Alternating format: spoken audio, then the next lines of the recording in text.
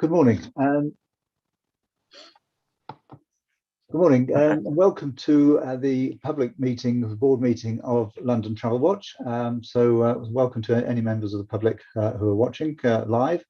My name's Arthur Leafley. I'm the chair of London TravelWatch. I'll invite colleagues to introduce themselves before we start the meeting formally. So if I could first ask Emma to introduce herself. I'm Emma Gibson. I'm the director of London TravelWatch. Thank you. And Susan. I'm Susan James. I'm the head of casework at London TravelWatch. Thank you. Jackie. Sorry, Jackie Ballard, I was muted. Member of the board of London TravelWatch. Laura. Good morning. I'm Laura Osborne, board member, London TravelWatch. Thank you. And Karen. Hello, I'm Karen MacArthur. I'm a board member. Thank you. We do have apologies from one of the board members, Alan Benson, who unfortunately can't be with us this morning, and from Anthony Smith, the joint chief executive officer, who is in Scotland for the COP26 meeting. So just moving on to chair's activities. We will discuss this a bit later. I've been involved in discussion with Emma and with London Assembly colleagues about the budget and about the business plan going forward. And Emma and I will attend the Transport Committee, London Assembly Transport Committee next week to explain our thinking behind the business plan and the budget. We can talk that through a bit later this morning, and obviously it'd be useful to have people's thoughts before that meeting. We've started interviews for the vacant board positions, and so we had some interviews yesterday, and we'll have a full day of interviews tomorrow. So we've got a good range of candidates, and hopefully appointments can be made in the next couple of weeks, and with a view to having new members on the board by January. So that should work fine. I've had some discussions around my safety liaison role, which I'm continuing until we have somebody who's appointed on us for the safety liaison position within London TravelWatch. And the main discussions, I think, have been really with PACTS, which is the Parliamentary Advisory Committee for Transport Safety. They've been doing a lot of work, research work into e-scooter safety, and we're going to make an approach to them really and have a further discussion as to whether we get involved a bit more in that work. It's obviously quite a live issue, very complex, and there's some very strong opinions on all sides, but there's clearly quite a significant safety issue to that. Now we'll have to have agreement, and I think it will come to the board at some stage in the future as to how we want to get involved in that. It may be that there are other safety organisations that are better equipped to look at that element, but there are other wider points of view about sort of transport and the usability of these scooters, and whether it's a hire scheme or whether it's private use. It's very different issues arising. So I think that's something that we will come back to. It's contentious. There have been some quite serious incidents, so I think we just have to decide: have we got the resource and the knowledge to get involved in that? And the other areas I've been discussing with the RSSB, which is the Rail Safety and Standards Board. I met up with their chief executive. They're looking to get more involvement from stakeholders, perhaps not purely from the industry, but from external stakeholders, and we count as one of those.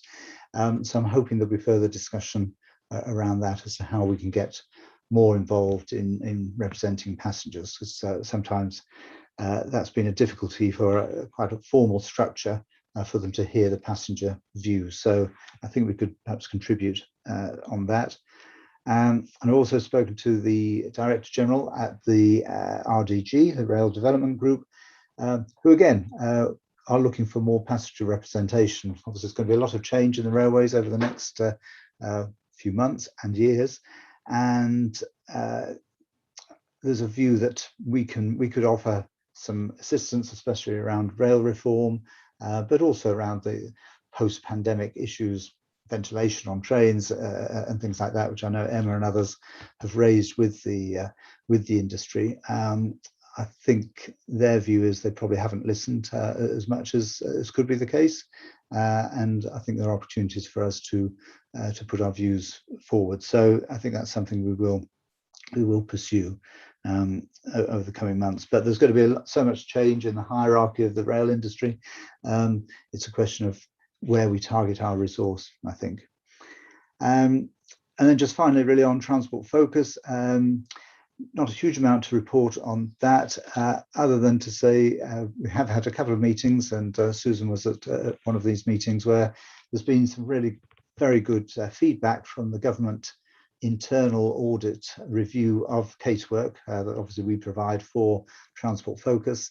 And there's been, it was a very good report, pointing out many of the good things that are happening, some improvements that can be made, but I think we agree that those, there's always opportunities for improvement, but actually some really positive feedback. So well done to Susan and the team for your work in that report. I know it's always, having your work reviewed is always a worry for any of us, but I think you came through with flying colours, so well done on that.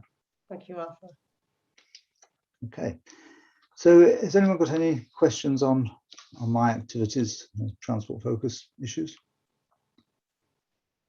Okay, I mean, some of these issues will be part of the agenda anyway, certainly in terms of budget and the business plan.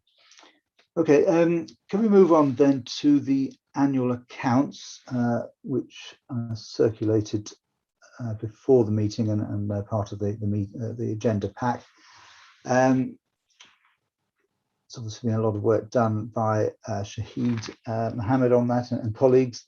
They should all be in a good position, but we do need to formally approve them. So unless anybody's got any concerns from those accounts, I'd like to move that we approve them.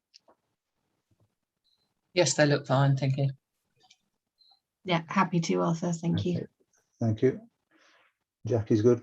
Okay, thank you. So we'll approve those annual accounts. So I would just like to put on record our thanks to Shahid and colleagues. It's even harder when you're doing these things remotely. There's a lot of need for paper copies. Still needs a hard copy of things, and I think that has added to the difficulties sometimes when you're not actually meeting up personally. But he's done a great job in pulling everything together pretty quickly. So thank you for that. Okay, so let's move on, if we can, to the business plan and budget for 2022 into 2023. Seems a long way off at this stage, but clearly there's a process that needs to be gone through with the Assembly, and so this is our starting point really to say this is where we are, where we believe we can focus our energies from April next year, and taking into account the budget as we understand it to be at the moment, and that's subject to discussions between the Mayor's office and London Assembly, but I think we've got a fairly good feel for where things are likely to be going. So Emma, if you'd like to talk us through the paper, which I know people will have read, but is there anything you want to pick up in particular, Emma? Yeah, I'll just give a very kind of quick overview. So as you know, I spoke to all of the transport leads from the different political parties on the Transport Committee before finalising this report to get their feedback on our initial thoughts, and I've incorporated some of that into this final plan, which will be agreed at their committee meeting next week. So just, by way of summary, we're expecting another turbulent year next year with COVID uncertainties and funding pressures on transport operators, which is why we're kind of proposing that around half of our work in kind of policy and advocacy is planned next year, and half of it is reactive because we need to have space to be able to kind of respond to the kind of uncertain events that we're sure will happen next year. But in terms of our planned projects, the first project we call Keep London Working. We've already done a lot of work in the last year or so on getting better customer information to people, especially about how kind of busy services are going to be. We've been working on resisting cuts to bus services, and also looking into rail timetable cuts and other kinds of cuts to rail services. And so we're expecting more of that kind of thing over the coming year. And I think a lot of our kind of work will be quite kind of reactive in that area. The second project is around getting more people to use the bus in London, mainly via giving the bus better priority on our roads. And there'll be a kind of a bigger focus on working with the London boroughs on this in the coming year. The third project is around rail reform. Next year is going to be a big year for influencing the future of Great British Railways, and we'll really be able to see whether it really is going to be a passenger-led rail service or not. So we're doing some research at the beginning of next year to find out what London rail users' needs are and what they value most from the rail system in London, to give us a better evidence base to advocate on their behalf during next year's influencing. Fourth project is around personal security, which is really a kind of continuation of the project that we started this year. We've now updated all of the recommendations based on our kind of completing the full cycle of research now, and that's going to be released at the end of November. And then we're going to continue our influencing work on that into 2022. We've already making good contacts with the Metropolitan Police, the British Transport Police, TfL and the rail industry. So we just need to keep up those conversations and try and kind of push them to go further and faster. Fifth project is around an expected increase in our statutory duties. We're expecting more time to be spent on passenger consultation, especially on rail, to do with ticket office closures or reductions in opening hours. We've certainly been told to expect a lot more of that next year, as we kind of move towards what the rail industry are calling the minimum viable railway. On accessibility, we're going to continue to work in partnership with organisations like Transport for All, but also the RNIB and Guide Dogs, building their lived experience into our work. And we're particularly keen to conclude the initiative that we started, which was to get TfL and the rail industry to provide a seamless flow of information about when lifts and escalators are out of order. Last project on safety. We've done a review of our safety work, as you know, and we're proposing a kind of a slight reorientation of our work so we can be better across issues on some road safety issues while not duplicating what other organisations are doing. And finally, we've done a lot of work on partnerships this year. When I started at London TravelWatch, we weren't working in partnership with many organisations at all, but in the last year we've worked with a lot of different organisations. We want to continue that into 2022. And just to highlight a few other objectives in the business plan, we need to continue to diversify our digital community. That's going to be something that we need to carry on working on next year.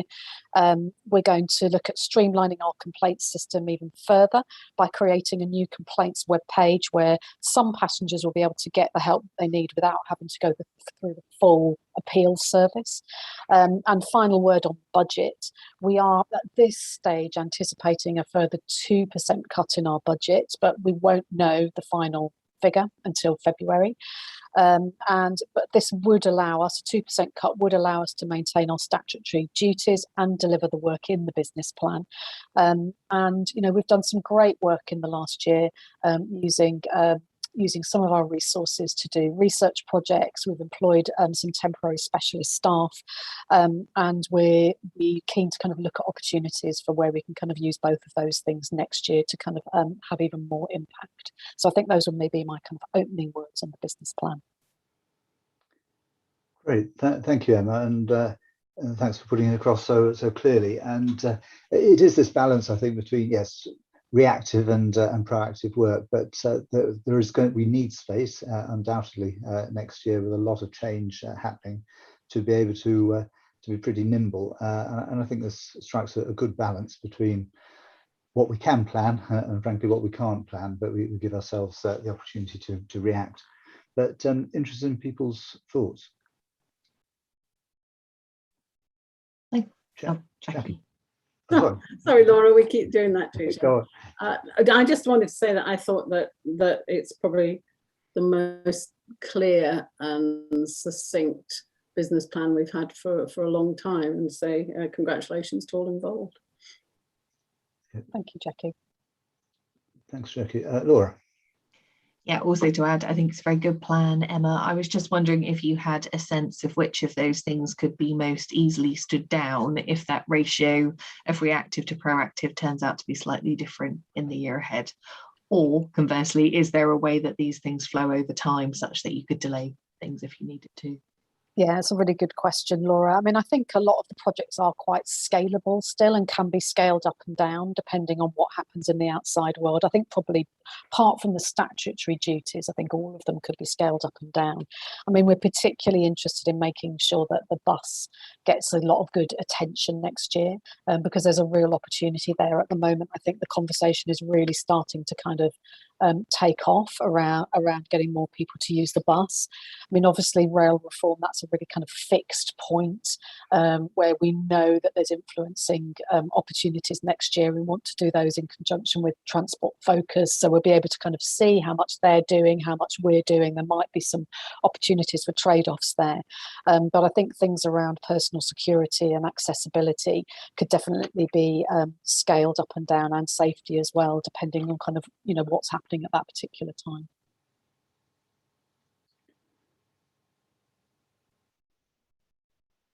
Okay, thank you. Sorry, Karen, I lost you for a moment. Karen, is there anything you wanted to add? No, except to say that I think it's a good, robust plan. We've got some good, measurable objectives in, which is always helpful for us to be able to review at the end of the year. Might actually be worth us having a bit of a look and seeing how well we did based on our last year's business plan, just to make sure that we are achieving the objectives that we think we did. But other than that, I thought it was a good plan. Okay, thank you, Karen. Yeah, I think the measurable objectives are always the toughest bit of any plan. I think this is a good balance of not being it's not going to be too onerous that you're having to do sort of great spreadsheets constantly, but I think it still gives you something to actually focus on, Emma. So that's working well.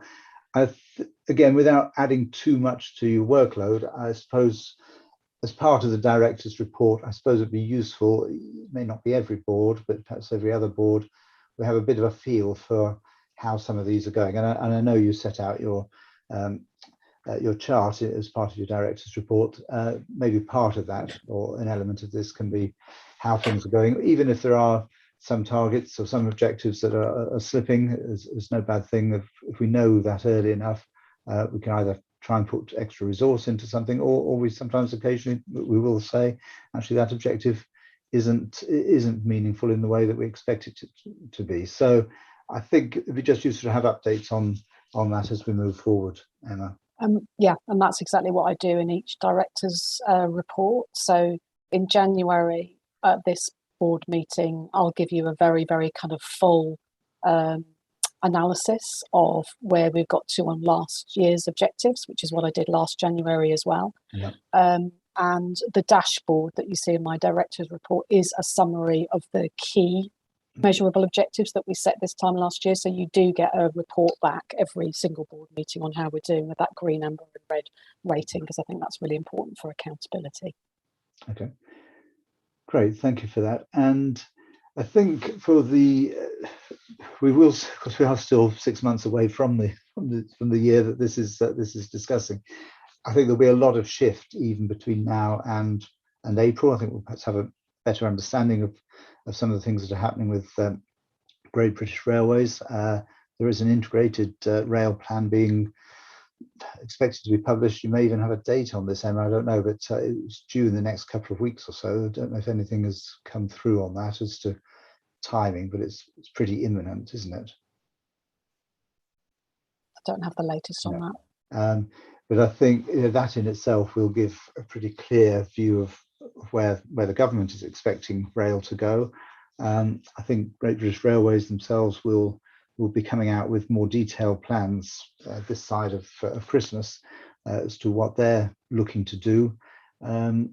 As we already know, the rail industry has put out an appeal for people to come forward for redundancies, and that inevitably will have impact.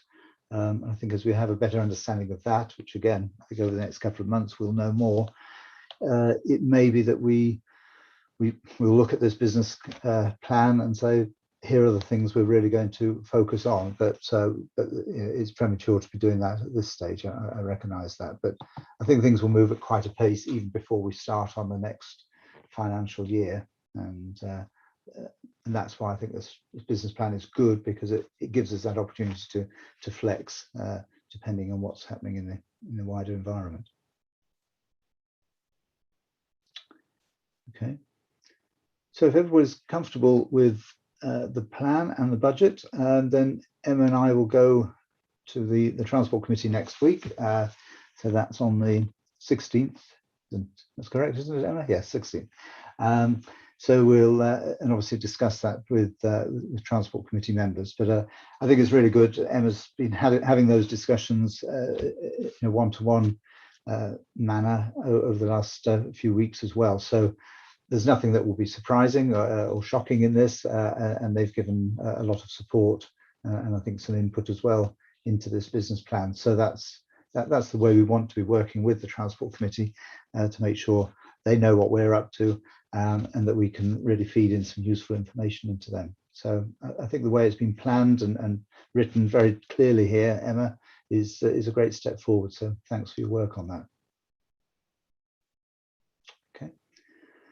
Okay, well, with very few controversies in the business plan, which is good, let's move on to the Director's report. Emma.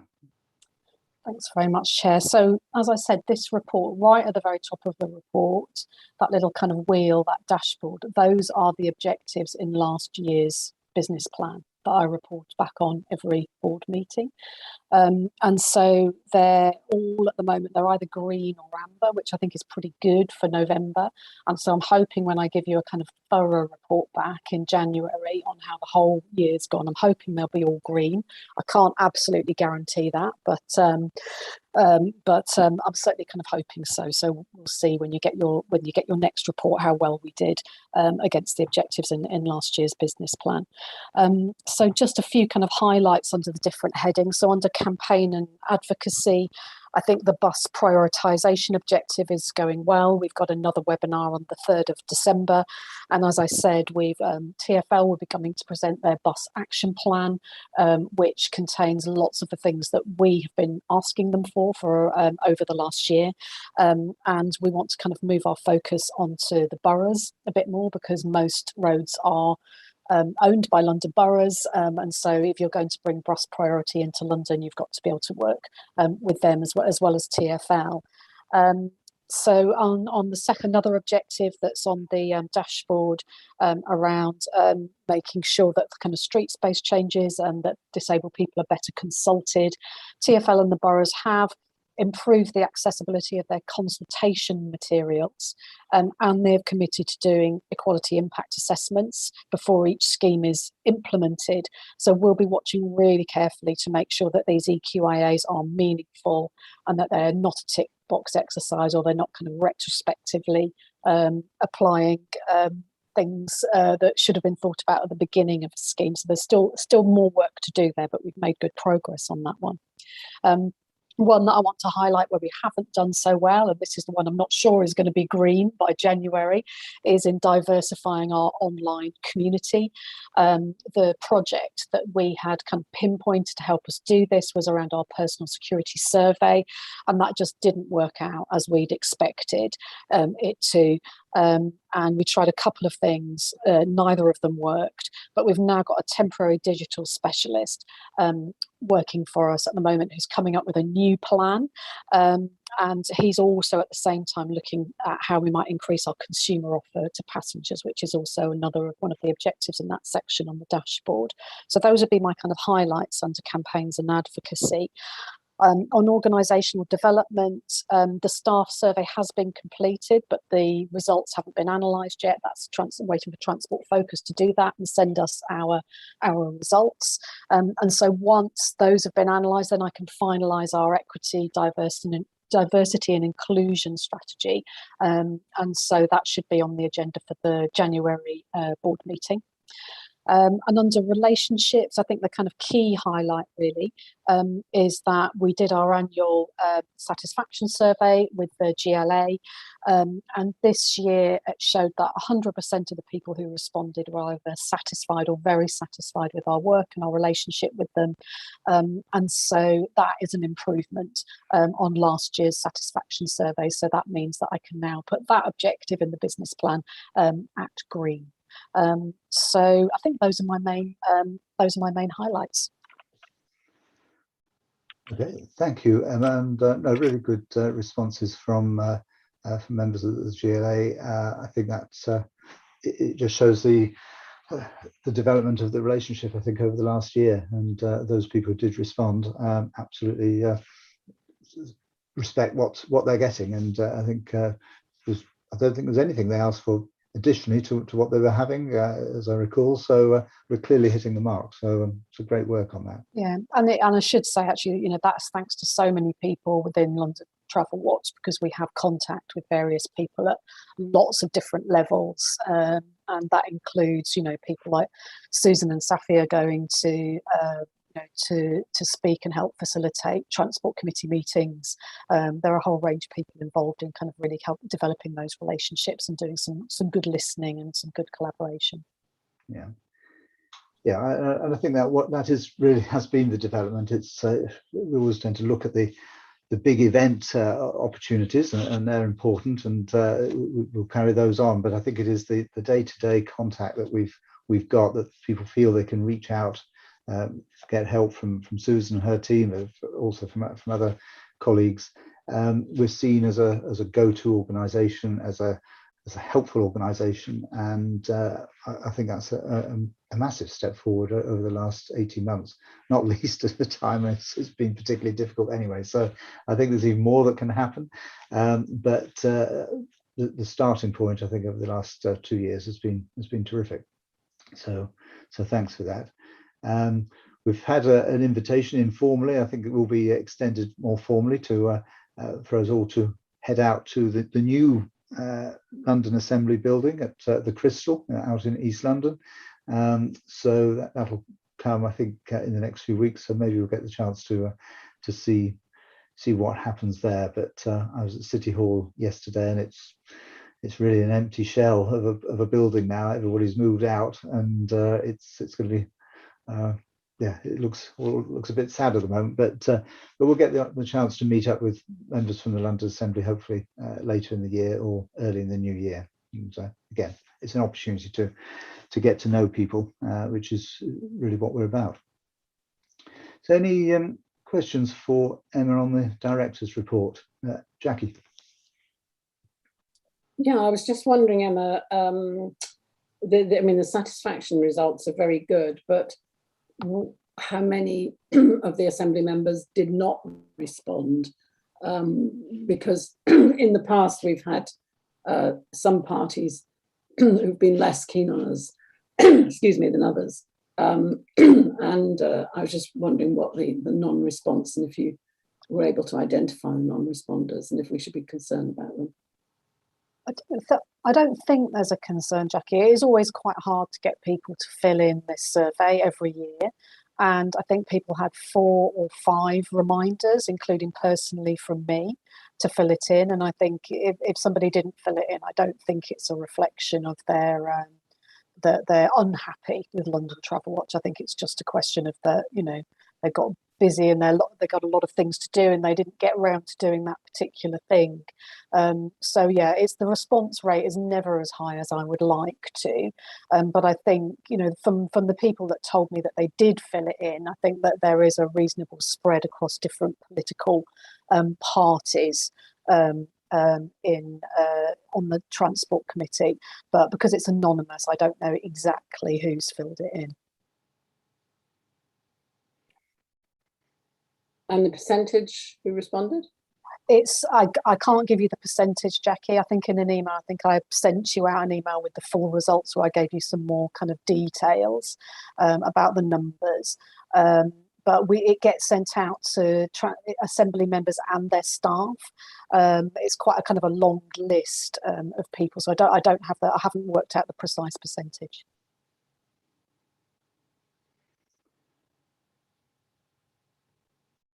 Any other questions for Emma? Yes, one from me, Arthur, which was just about the staff survey. Emma, do we use the same questions as Transport Focus? They do us as a subset of their wider analysis, or is ours separate? Yeah, no, it's the same questions, or Okay. almost all the same questions. There are a few that are not relevant to us because things Okay. like they have a staff forum, for example, and we don't. So yeah, we're just waiting for them to do the London cut and give us analysis of the results. And so in last year's business plan, I think there were 4 or 5, I think it might have been 5 questions where we were hoping to have an increase in satisfaction from staff. So when the survey comes through, I'll be looking at the whole thing to see if there's anything that it says about our culture, for example, where I think actually we need to pay some attention here. But I'll be specifically looking at those kind of 4 or 5 questions to see whether we have got better results on them this year than last year. That's helpful, thank you. Okay, I think just one thing I wanted to update the board on. You've got to mention in there about the Boxing Day issue that's happening obviously on Boxing Day out at Heathrow, and the lack of absence of services out there.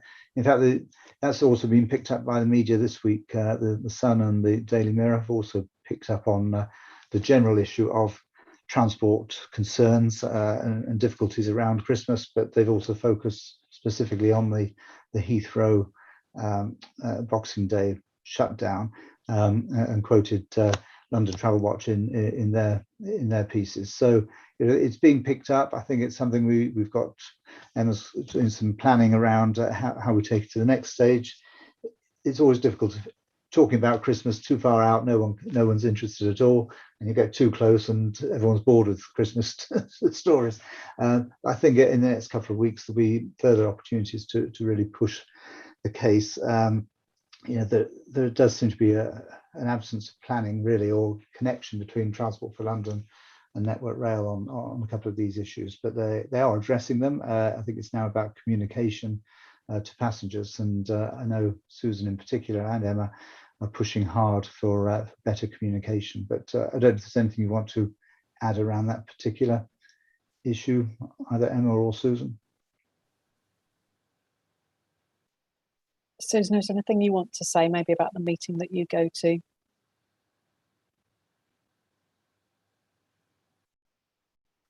I keep forgetting to take myself off mute. No, not really. I think it's we're just kind of ongoing, and it has its own challenges. I don't think there's anything I particularly want to update on here. Okay. All right, thank you. And then just the other area on the personal security, which I think is a really good piece of work that a number of people have been involved in. I know Sophia is leading a lot of work on that, but I think we've really made some great contacts. It's slightly outside pure transport. Clearly, personal security is a more generic issue, but so it's given us those links with other organisations away from the transport field that we'd normally be contacting. But I think even in transport, there's a really good connection we've got now with British Transport Police, and the new Chief Constable there seems to be very focused on the whole issue of personal security. She knows, as being a female, I think some of the challenges and some of the risks, perhaps more than the men sometimes get the feel of. But the main thing is, I think it's the real focus of the organisation now seems to be shifting that way, and I think we can support their work on that. In fact, they've, as Emma's report has made clear, they're very interested in our recommendations. So I think we've got a way in there that we've never had before, being right at the centre of their their planning. So that's a great link. I'm sure we'll be continuing those links with them. And there is a funding issue here. You know, in the end, it's how much funding can be put into protecting passengers' personal security, and it becomes a matter of priorities. And I think sometimes the industry has focused a lot on, in recent years, for good reason, safety issues on the line, at stations, trespass concerns, which obviously have caused a lot of problems for the industry in recent years, and that's been the focus to some extent of the British Transport Police in remedying those points. At the same time, personal security is undoubtedly becoming a bigger and bigger issue. So I think anything we can be doing to help them make the case for additional funding, I think is going to be useful.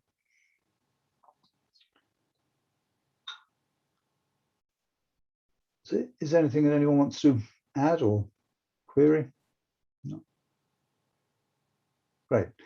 Okay, well, thanks, Emma, for the report, and again, very clear, and great to see all these all the green in the dashboard. I'm sure it'll be almost all green by the end, I'm sure, but it's good work. So thanks for that. Right, can we move on then to the casework report, Susan? Thank you, Chair. The casework report is for period 2, which covers July to the end of September. And we can go through that report. I've also invited Mags to come along so she can give you a good idea of what's coming in recently. If there is an issue that has arisen out of Transport for London cases.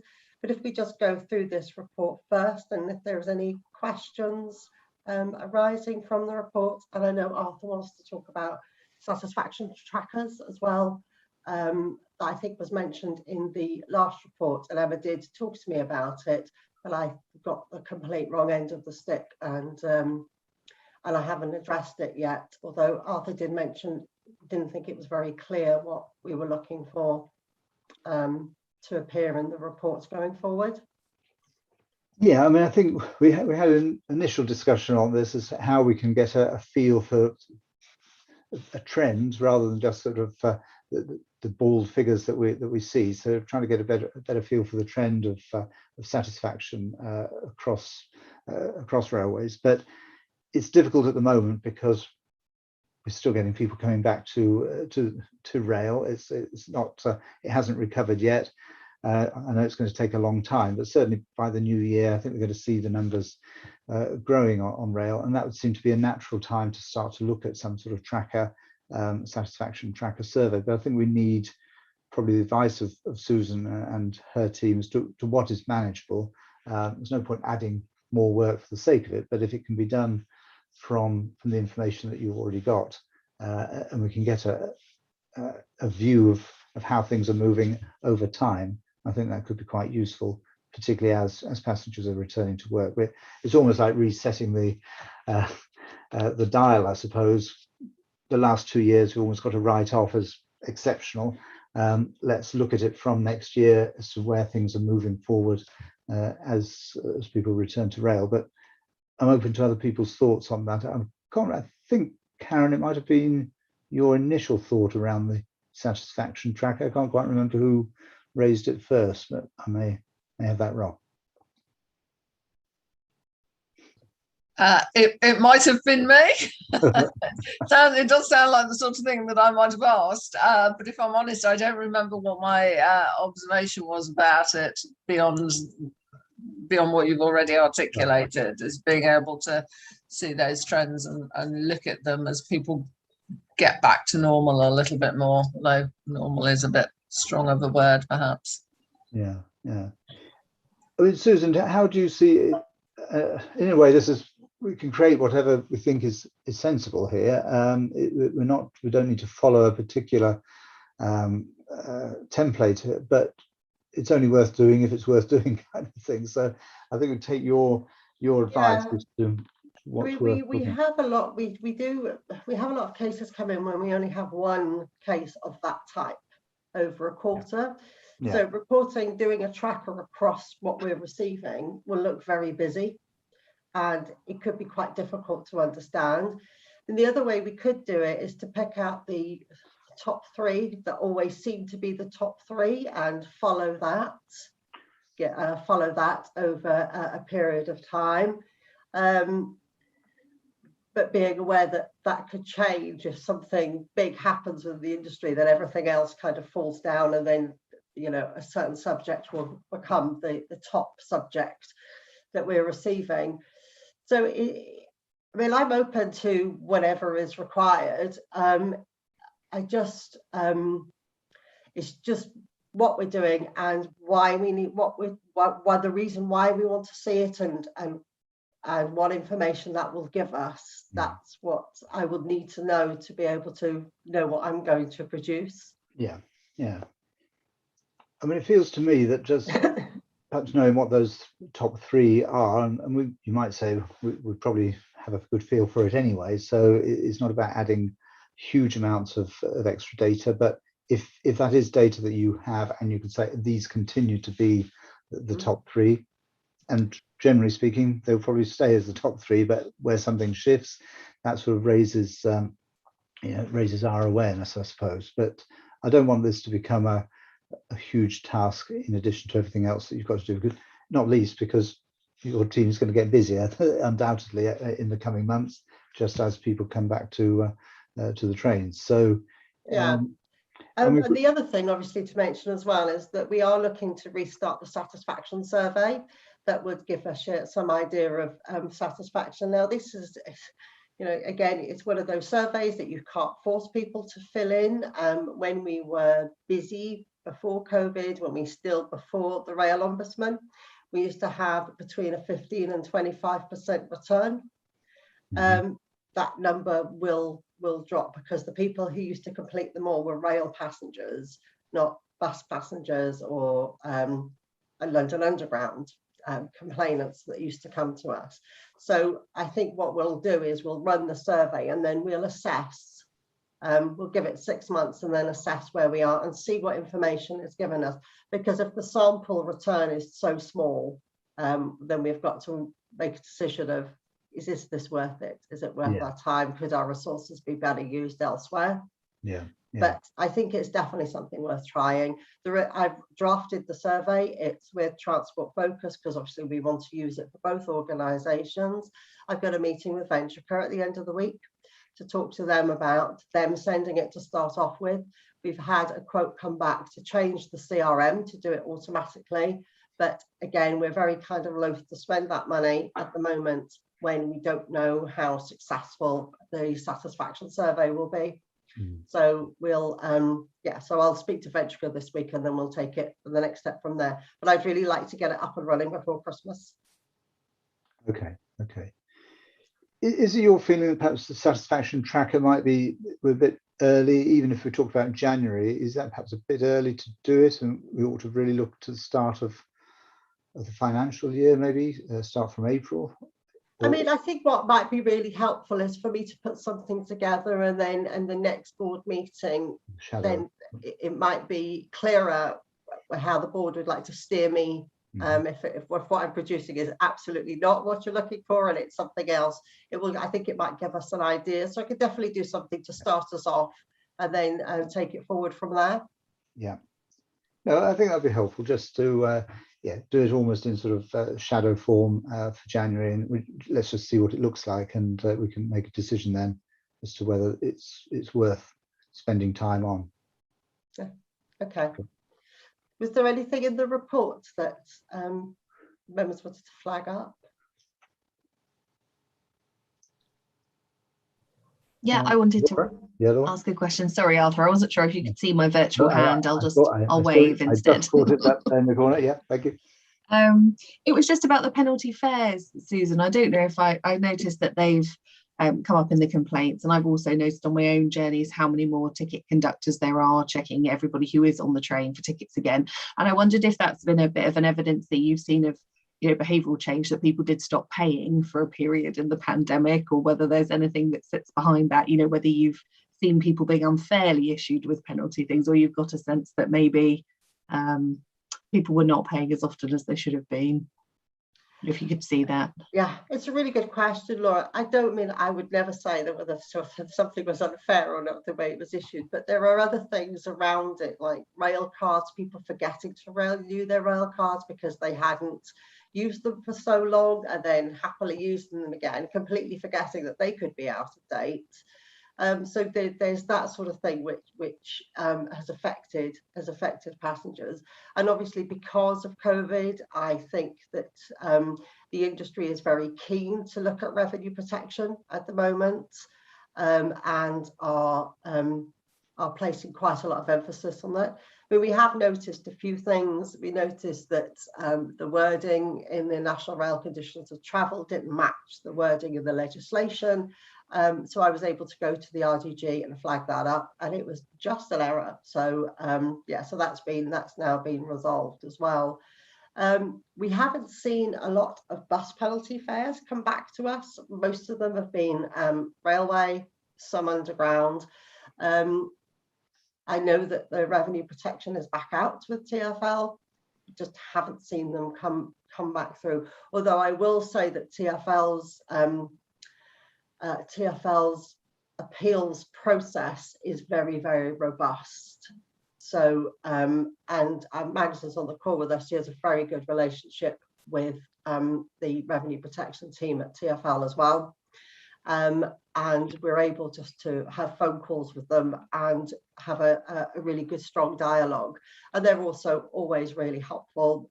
There was a couple of issues that we were having with one of the penalty fare appeals bodies, and that TfL use, and I could go straight to them and flag that up so they could watch for things coming through. And if they then deal with that, then the passenger never reaches us in the first place. Thank you, that's helpful. Thank you, Susan. Can I just ask about Trainline, Susan, because that seems to be getting quite a lot of complaint volume from them. At the moment, you say at the moment that comes under us, doesn't come under the Ombudsman. But are you suggesting that could change, or is I that don't know. under To tell you the truth, I mean, I would imagine so, Arthur. I think at some point the ticket retailers will come under the Rail Ombudsman, and it's because they're not under the Rail Ombudsman. It is noticeable how many we get for them. So what I try and do is I look at the train line the same as TfL, and then compare those two rather than try and compare the train line with rail operators, because rail operators come under the Rail Ombudsman. Right. Okay. Well, I'm just thinking if this is the start of a trend, and I don't know if it is, but if those numbers were to grow, how would your team be able to deal with that? Is that a potential problem we have, or it not? Could be. It could cause problems. I mean, we do have Mags, do you want to say a word about what you've been receiving recently with TfL? Yes, of course.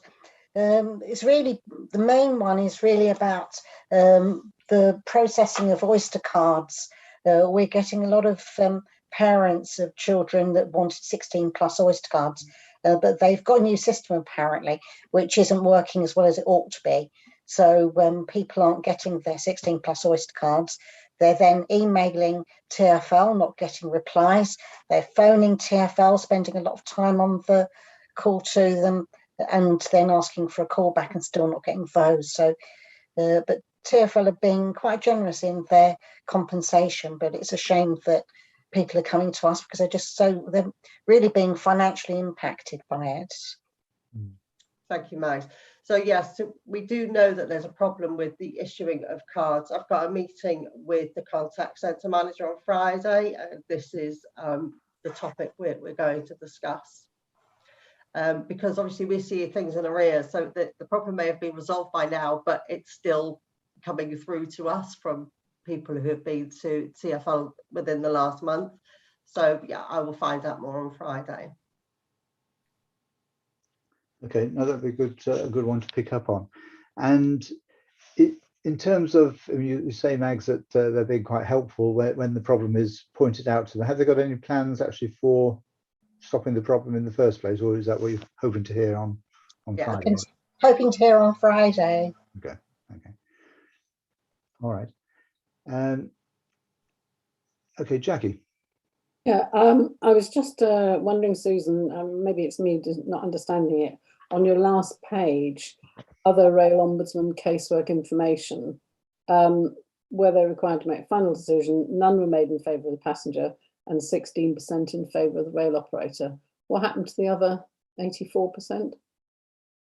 They would come under the other categories, Jackie, like simple administrative, simple settled prior to mediation, split decision, mediation, that way.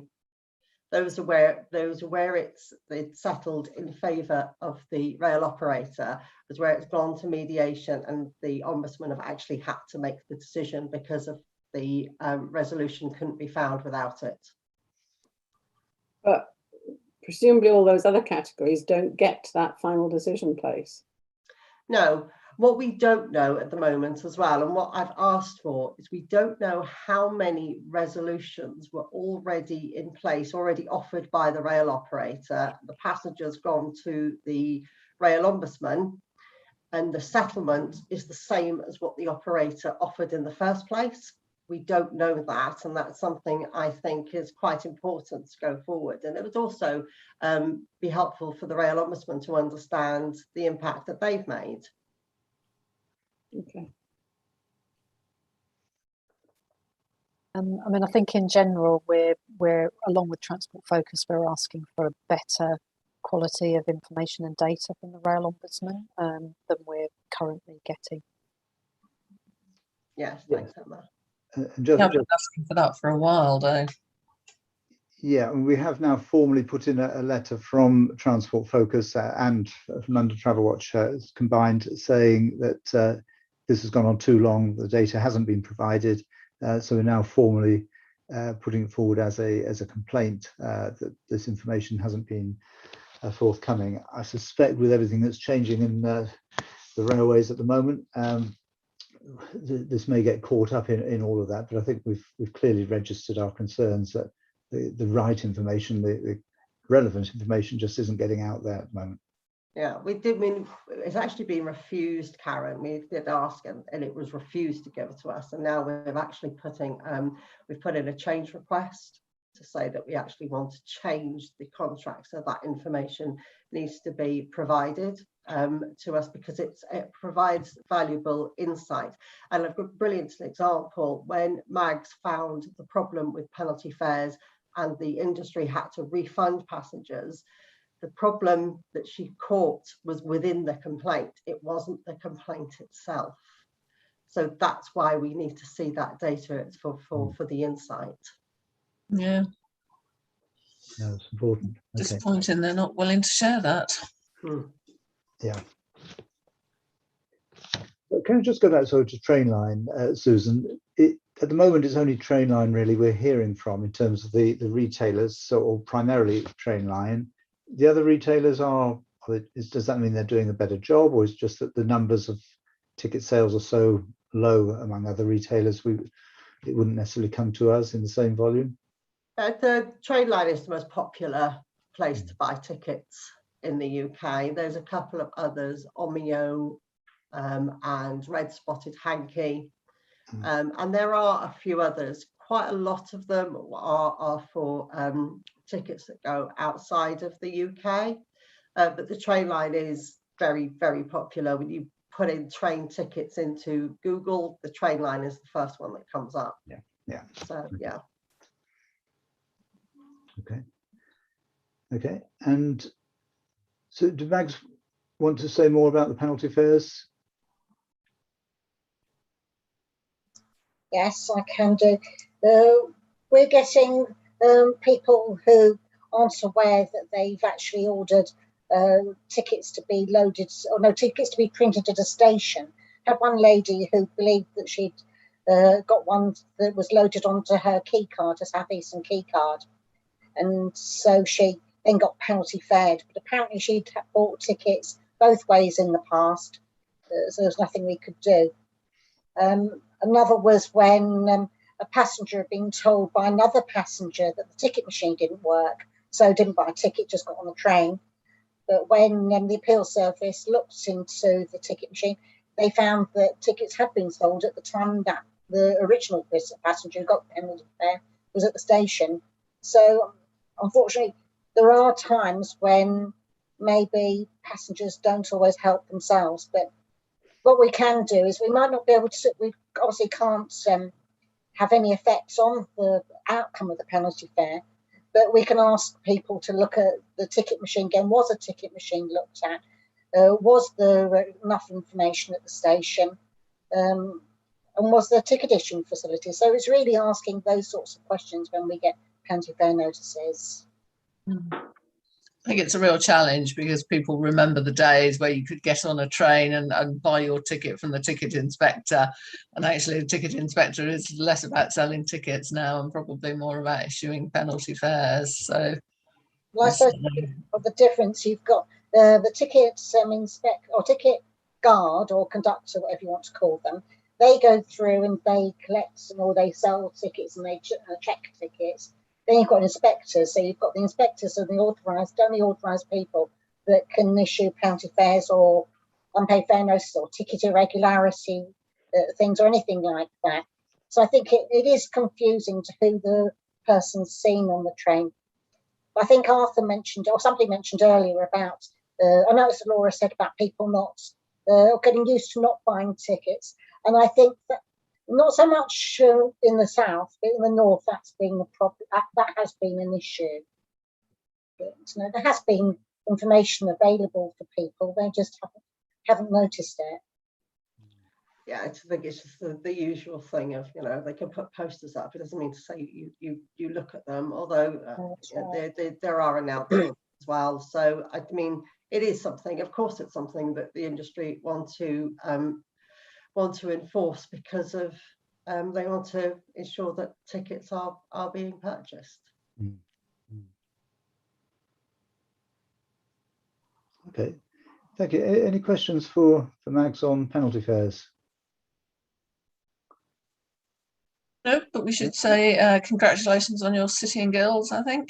Oh, thank you very much. Yeah, no, well done on that.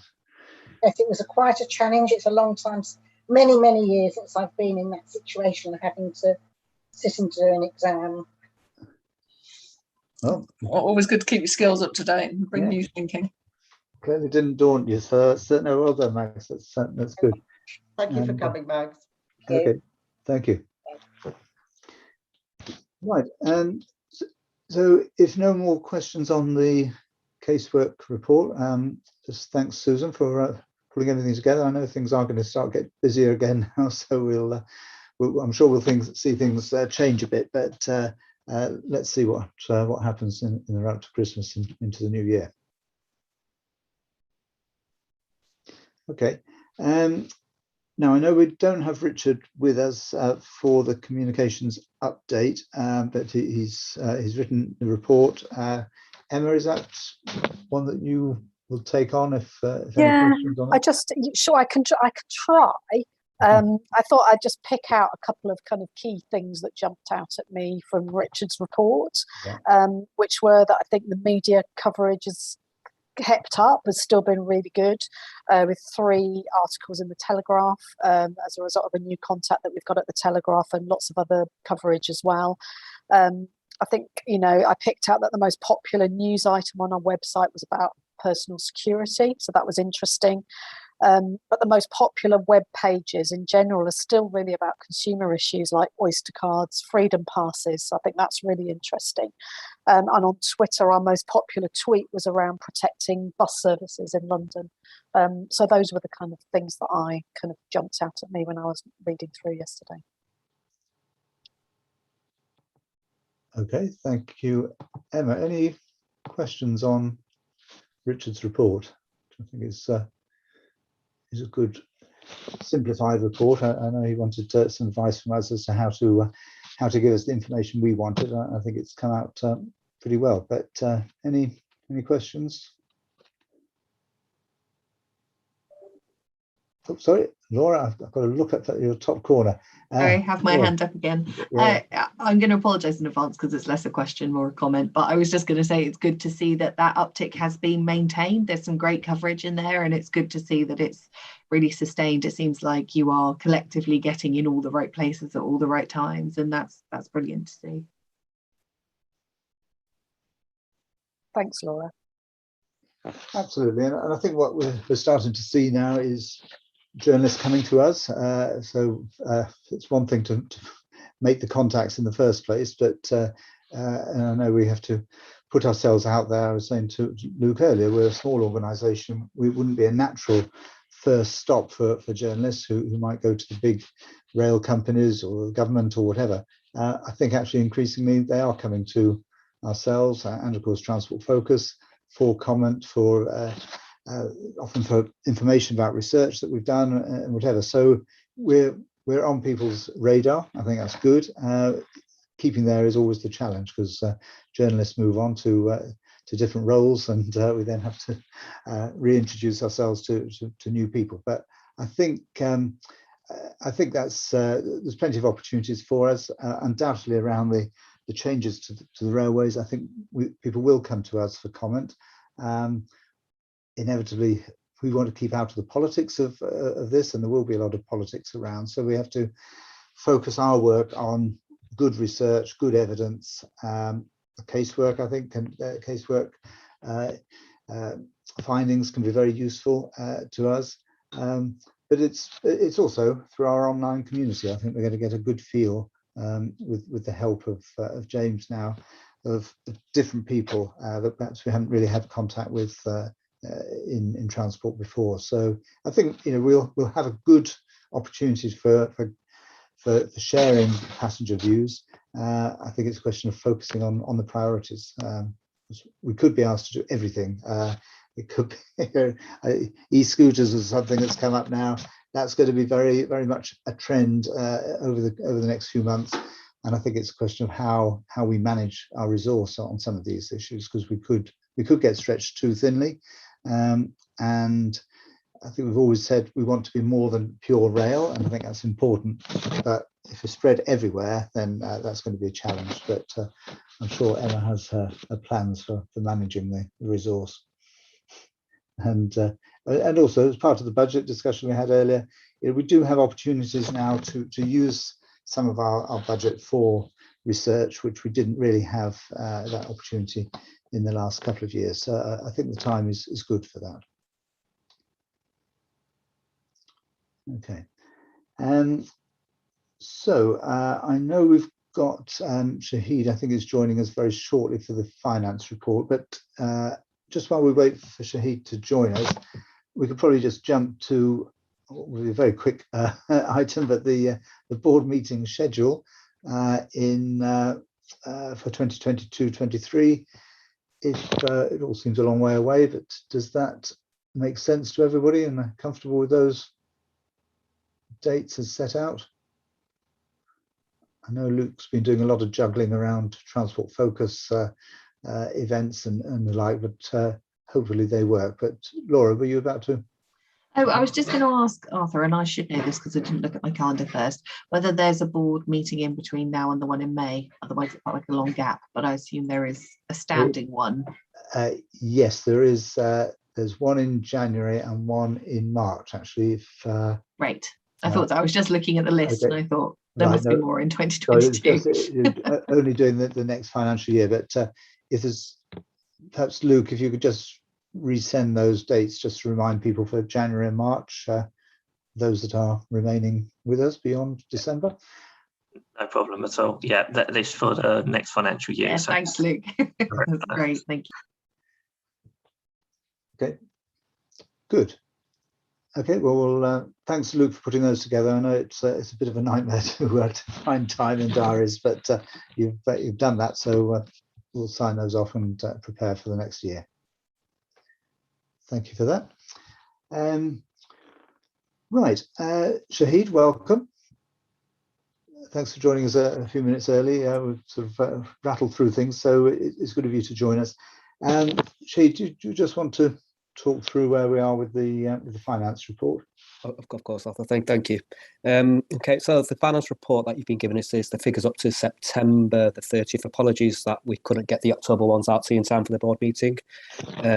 Main things to note that we did a budget review in September. So these all the forecasts in here are reflective of the outcomes of the budget review. The year-to-date costs are all in line with where we expect to be. They're all in line with forecast. The staffing and board costs now reflect the latest assumptions. So that includes things like the additional board members from January, and the digital communications officer. The other minor variances in the full year outlook. The accommodation costs are being reduced by about £10,000. That is to reflect the agreed treatment on the rent-free period with the new auditors, and also the actual rates charges, and we've received a service charge credit in the year. There's a slight underspend on insurance and IT and photocopying in the year, so that's some extra funds released. And there was another project that was set up in the period, which is Alliance Against Service Cuts. There's £3,000 that's being allocated to that project, and that leaves us still with £96,000 available for any other projects or campaigns that we may want to do between now and year end, and that is assuming that we do transfer £47,000 back to reserves to get us back to the levels that we had in previous years of £50,000 in the reserves. Any other questions? Yeah, so for me, it's been a long while since we've looked at accommodation costs. So I'm going to need somebody to remind me. Does that cover things like, does our lease on the building, our rent on the office space that we use include things like electricity, water? It does. Yes, yes. It covers all of those costs, and anything to do with the office space is all included within that figure. Okay, that's helpful. Thanks. Welcome. I know we don't have Richard with us, perhaps to answer the question directly, because he's had the connection with the agents who are looking for a new tenant for those premises. Emma, you may or may not be close enough to this, but I assume they're still looking for us with no sign of anything. Exactly. If there was any news, we would have been straight on the phone to tell you. So no, I mean, there is still hope that we might be able to sublet our offices if somebody else's lease happens to come to an end. But it's I think it's probably looking more remote a chance. Definitely no further news on that. No. Okay. When's our break clause on that? When can we get out of it entirely? We don't have a break clause, I'm afraid, because we had 6 months rent free at the beginning instead of the break clause, which seemed like a good idea at the time. Of course, in retrospect, it doesn't. So we are tied to the contract through till 2023, I believe. Isn't that correct, Emma and Shahid? So the only one thing I'd want to explore, it may not go anywhere, but we know now that the London Assembly obviously have moved out to, or will be moving out to the Crystal, which is even further out than they are at the moment. They have talked about the need for using our old office, which is Europoint, for meetings and the like. There may potentially be some scope in just putting it to them, look, is there some use you could make of our office? But it's got to work for us. So I think I need to have that discussion with Emma as to whether it could work or not going forward. I put that suggestion to them a couple of months ago, Arthur. Okay. And didn't get any response. No pickup. Okay, well, that saves me a call. Right, we won't do that.